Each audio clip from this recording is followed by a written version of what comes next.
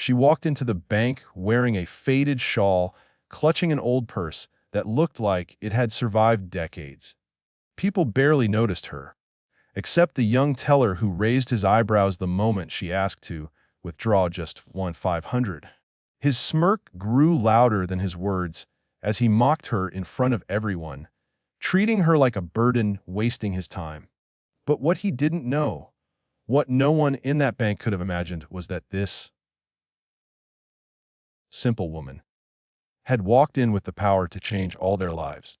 And when she calmly demanded to withdraw $2 billion on the spot, the room froze, because her next words would flip the fate of the arrogant teller forever.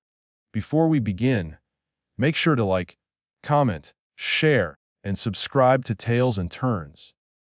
And tell us in the comments, where in the world are you watching from? Your support helps us bring you more powerful stories every day. She had stepped into the bank with a purpose, though her quiet presence hid it well. The waiting line was long, filled with people dressed far better than she was, but she stood there patiently, holding her purse close, as if it protected her from the world. When it was finally her turn, the teller, Ethan, didn't greet her properly.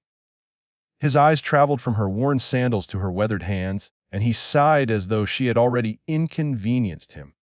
She politely asked to withdraw 500, explaining softly that she needed it for something important. Instead of assisting her, Ethan chuckled under his breath, loud enough for nearby customers to hear, and muttered, "People like you should use the ATM. This line is for real transactions." A few people snickered.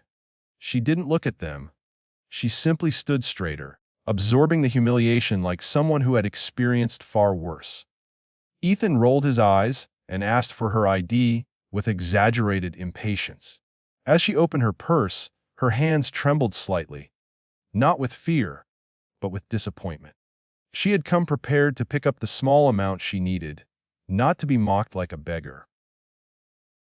When she handed over her card, Ethan glanced at the account details on his screen, and his smirk vanished. He blinked, leaned closer, then pulled his head back sharply, confused by the string of zeros staring back at him.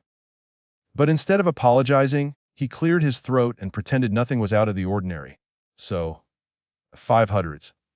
he asked again, half mocking, half shaken. The woman nodded, but before he could process the withdrawal, she lifted her eyes and looked at him steadily. "Actually," she said, in a calm, even voice, "I'd like to withdraw $2 billion. The words bloomed through the bank like a shockwave. A manager's head snapped up. Customers turned around, and Ethan froze, gripping the counter as if the world had tilted.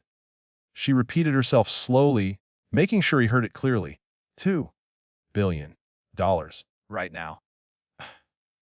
The manager hurried over, asking her politely if she was sure.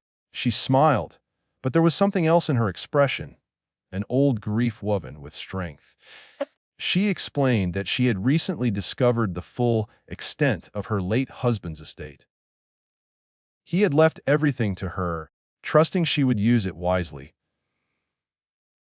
Until that moment, she hadn't intended to touch the fortune. But today's humiliation awakened something she had buried long ago. The same fire that helped her survive decades of struggle alongside the man she loved. She wanted to see who respected her for her humanity, not her wealth. And Ethan had failed spectacularly. When the bank manager confirmed her identity and saw the account, flagged with private, client priority, he immediately apologized for how she had been treated. Ethan's face drained a color as he realized he had mocked someone far above his comprehension. But she didn't rub it in. She didn't raise her voice. She simply said she wanted her money transferred to a different bank where customers, all customers, were treated with dignity. Hearing this, the manager panicked, knowing losing a client with billions would be a catastrophe. He began pleading for reconsideration, offering every premium service imaginable. But she gently shook her head. Instead of storming out, she did something few expected. She asked that Ethan be brought into the discussion. When he approached, stiff with fear, she looked at him long and thoughtfully. Why did you treat me like that?" she asked. He avoided her gaze, stammering through excuses about being stressed, understaffed, overwhelmed. She listened quietly and then told him a story, how she had grown up poor, how people had looked down on her for years, how her husband was once fired from a job because he was too ordinary.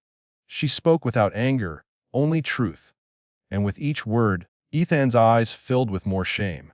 She told him she had no intention of ruining his life. She knew what it felt like to be on the brink of losing everything. But she would teach him a lesson. She asked the manager for a piece of paper and wrote something down. Then she handed it to Ethan. "This," she said, "is the name of a shelter nearby. They need volunteers every weekend. Go there. Help people. See them as human, not as burdens. If you do that for 3 months, I will return. If they tell me you treated them with kindness, I'll recommend you for a special program I fund, a scholarship for young workers to improve their careers." Ethan stared at her, overwhelmed.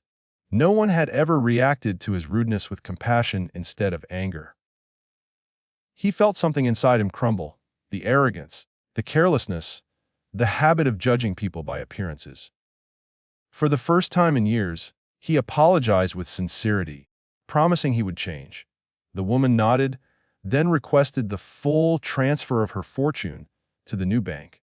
She walked out as quietly as she had walked in, leaving behind an entire room of people stunned by the elegance of her strength. Weeks passed. Ethan visited the shelter, hesitant at first, then wholeheartedly. He met people who reminded him of the woman. People who had suffered silently, survived hardship, and carried dignity despite being treated as invisible. The more he helped, the more he changed. His arrogance faded. His empathy grew. And when the woman returned 3 months later, the shelter staff praised him with genuine warmth. She smiled proudly, not at his transformation, but at his willingness to try. That day, she recommended him not only for the career program, but for a position at her philanthropic foundation. Ethan accepted the offer with tears in his eyes. His life shifted from cold transactions to meaningful purpose. And as he watched her walk away, still dressed simply, still humbled despite her billions, he finally understood the truth: wealth doesn't create greatness. Character does. And sometimes, the most powerful people are the ones the world overlooks.